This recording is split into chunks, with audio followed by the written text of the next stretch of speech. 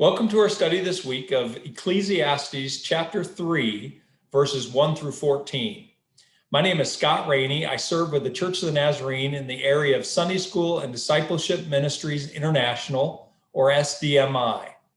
This adult Sunday School video lesson is provided in collaboration between the Foundry Publishing, formerly Nazarene Publishing House, and SDMI. The Sunday School lesson is intended to support the local church's efforts to make disciples who make disciples. Please feel free to use this video in any way that helps your church and its families. Songwriter Peter Seeger wrote a song in the late 1950s entitled "Turn, Turn, Turn." The song was first recorded in 1959, but became an international hit in 1965 when it was adapted by the American folk rock group The Byrds. What is interesting about the song is that the lyrics repeated the word turn throughout the song, but the rest of the words of the song came from the scriptures in Ecclesiastes chapter 3, verses 1 through 8. Our Faith Connection Sunday School material now takes us on a short 2-week study of the book of Ecclesiastes. We will begin this study today, looking at Ecclesiastes chapter 3, verses 1 through 14. The book of Ecclesiastes is all about perspective. It's about taking a long look at life, but not from the usual vantage point. It's a book that tests conventional views to see how well they hold up in life. It's a book that questions the view from the valley when things are difficult and life seems troubled. The book of Ecclesiastes attempts to rise above the valley to get a glimpse of life's big picture. It's interesting to discover that the book of Ecclesiastes almost didn't make it into the Bible. It was seen by Jewish scholars as too skeptical in nature, and it seemed to break from the optimism that was in the tradition of God's people of hope. History reveals that a rabbi named Hillel around 15 BC swayed his contemporaries, and the book was included among the Holy Scriptures. The name Ecclesiastes means one who assembles, or preacher, or teacher. The author's personal perspective on life was put into writing and was meant to be taught to others. So, who is the teacher behind the book? Recent scholarship today tends to simply refer to the author as the teacher. The text itself gives several clues in chapter 1, declaring the words to be from the son of David, the wise king of Israel. For centuries, Jews and Christians have therefore believed the author to be Solomon. To stay close to the text today, I will continue to refer to the teacher as Solomon. Ultimately, Ecclesiastes is a collection of observations that question a rosy view of life. Solomon takes a step back to look at the way life really is, warts and all. He emphasizes the idea of human limitations. You see, people die. Our knowledge and our thinking are limited. We don't always see the big picture. We're limited in our understanding. We cannot fathom the nature of or the ways of God. Our wisdom is insufficient. Solomon also emphasizes the meaningless nature of life on earth. These items may seem depressing at first glance, but the reality is there are many things people pursue that they think will bring them pleasure, but in the end, only leave them wanting. Ecclesiastes reminds us that the only thing worth pursuing is God himself, for life without God is truly meaningless. With this overview, let's jump into Ecclesiastes chapter 3, verses 1 through 14. There is a time for everything and a season for everything, for every activity under the heavens, a time to be born and a time to die, a time to plant and a time to uproot, a time to kill and a time to heal, a time to tear down and a time to build, a time to weep and a time to laugh, a time to mourn and a time to dance, a time to scatter stones and a time to gather them, a time to embrace and a time to refrain from embracing, a time to search and a time to give up, a time to keep and a time to throw away, a time to tear and a time to mend, a time to be silent and a time to speak, a time to love and a time to hate, a time for war and a time for peace. What do workers gain from their toil? I have seen the burden God has laid on the human race. He has made everything beautiful in its time. He has also set eternity in the human heart. Yet no one can fathom what God has done from beginning to end. I know that there is nothing better for people than to be happy and to do good while they live, that each of them may eat and drink and find satisfaction in all their toil. This is the gift of God. I know that everything God does will endure forever. Nothing can be added to it and nothing taken from it. God does it so that the people will fear him.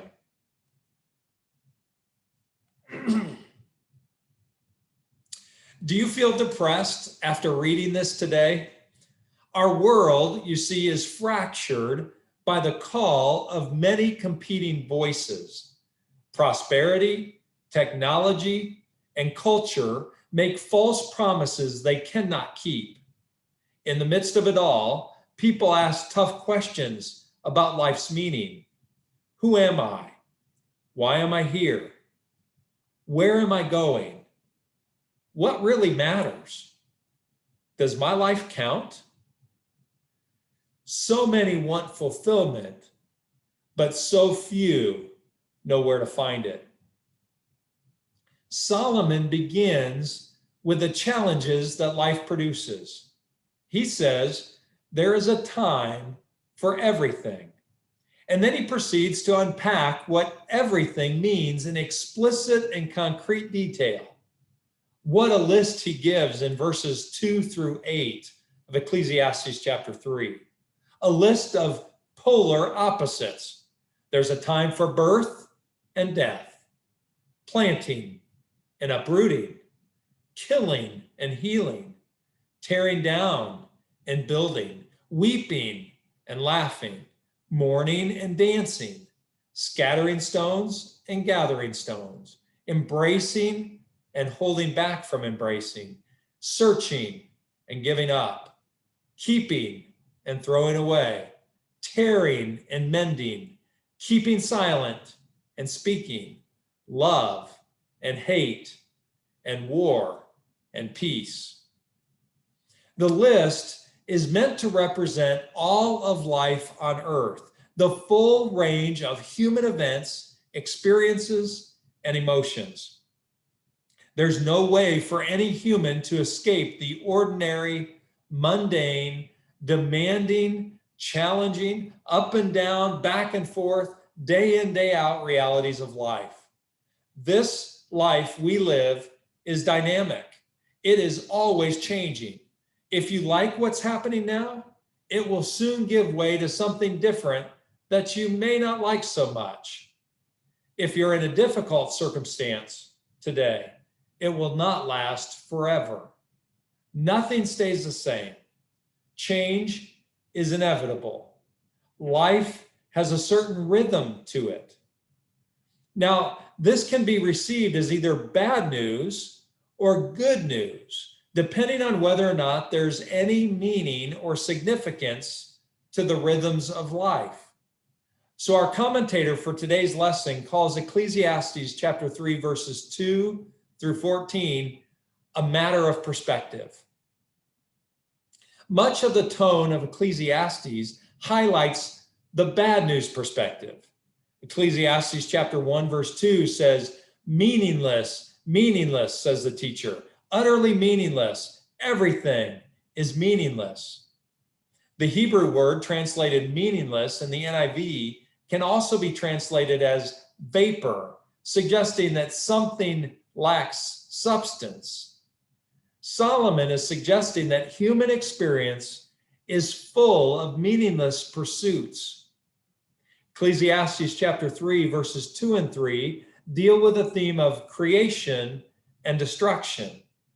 You see, building, healing, planting, and birth are all connected to creation, but tearing down, killing, uprooting, and death are all connected to destruction.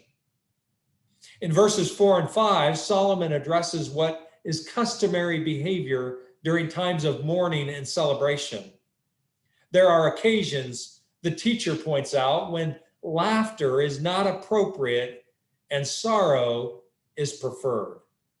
I've watched speakers at times give some terrible news, and in the awkwardness of it all, the news is delivered with a strange smile on their face.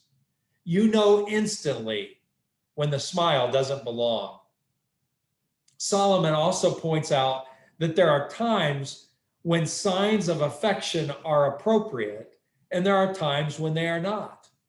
In verse 6, Solomon speaks of possessions. When something of importance is lost, there's a time to search, and there's a time to give up the search. And there's a time to keep possessions, and there's a time to throw away possessions. I remember the time when my family sensed God's calling for us to go as missionaries to the former Soviet Union. It was the fall of 2011. I was serving as a pastor of a great church in Houston, Texas. We had been there for over 8 years. We loved the people of the church and felt loved by the people of the church. Our girls were turning 3 and 7 years old that fall. We had just purchased a new bedroom set for the girls, a white bunk bed with a matching wardrobe. The girls had moved into the same room together and they loved it. They were so excited. About a month after the birthdays, we began to feel God's call to leave Houston and to move to Kiev, Ukraine. As the weeks rolled on, we knew our only way for obedience was to go. Our path forward was to go immediately as volunteer missionaries with the Church of the Nazarene. Our local church knew we would have trouble selling everything in our house, but we needed the money and we couldn't take our possessions with us. I remember the day that some ladies from the church came with an idea to us. They said, "You pack the things in the house you want to keep, leave everything else behind, even in the drawers, and then move out of the house. We'll come in behind you and create an estate sale with what's left. You won't have to do a thing. We will do it for you." What a gift they gave to us, that church. The day of the estate sale came. We walked into the house that this group of people had so beautifully prepared for an estate sale. It was a very strange thing to see all of our things prepared for a great rummage sale. We learned through it all that we should live with a loose grip on our possessions so that we will be ready to let go of our things at the appropriate time. When we arrived on the mission field in Kiev, Ukraine, we were given a chance to walk through the apartment where we would live about a month before we moved in. When we walked down the hallway through toward the bedrooms, can you imagine our surprise when the kids' room was suited with a bunk bed? We learned another great lesson that day. God is always working, even when we don't see it.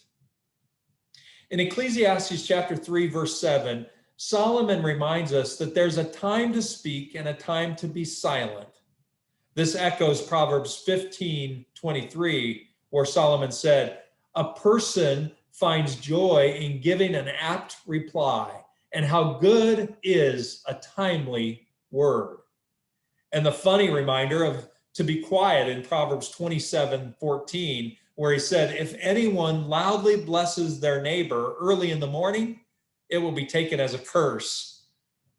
And finally, Solomon even brings the realization that life's relationships are found at times to include love and hate, war and peace. The reality is that circumstances dictate what is appropriate in each situation. Without encouraging war or hate, Solomon states that we will encounter both of these in life. Not every person experiences every activity in the poem of verses 2-8, but if we live long enough, many of these experiences will be had by all of us. And the time for these activities is not determined by people. But is this the final word that Solomon has for us? Is there any hope for the reader? Notably, the hope in human experience centers on time, the very thing the opening verses of this chapter set up as problematic. In a God-based perspective, time is not simply the trigger for back and forth, up and down changes that keep us helplessly trapped in predestined cycles. Ultimately, time is something God uses to make everything beautiful. According to Ecclesiastes 3:11, which says, God makes everything beautiful in its time. God does this by freeing us in time to participate in God's purposes from the beginning of creation. More is always going on than meets the human eye.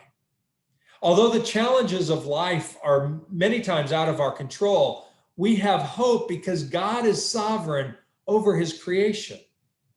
When we focus on God, we find that meaning is found only in a God-centered view of life. The question is, will we wait on the Lord, believing and trusting in him to see how he will make something beautiful in its time out of our challenges and even our pain?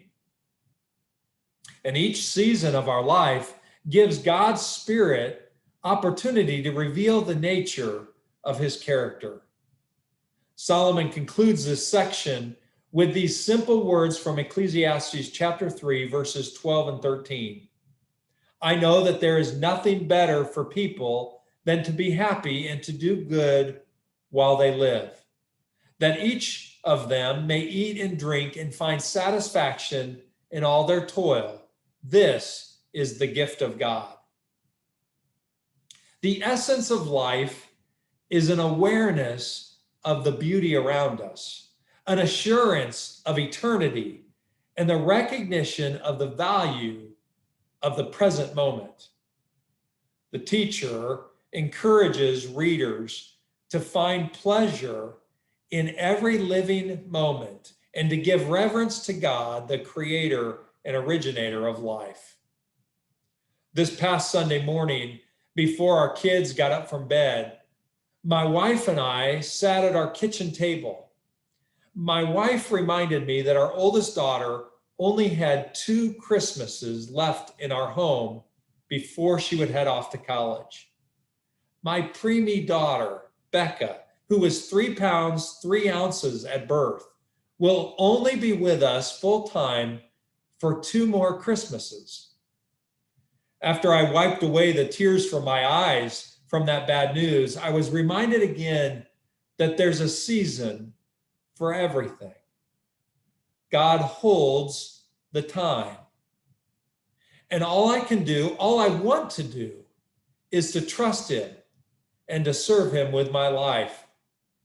And today, I will cherish the moments I have with my family because the times of tomorrow are unknown. What is known is that God is sovereign. God is good. I am his, and he is mine. So live for today, my brothers and sisters. Trust God with your times. Find your purpose in Him, and He will make your paths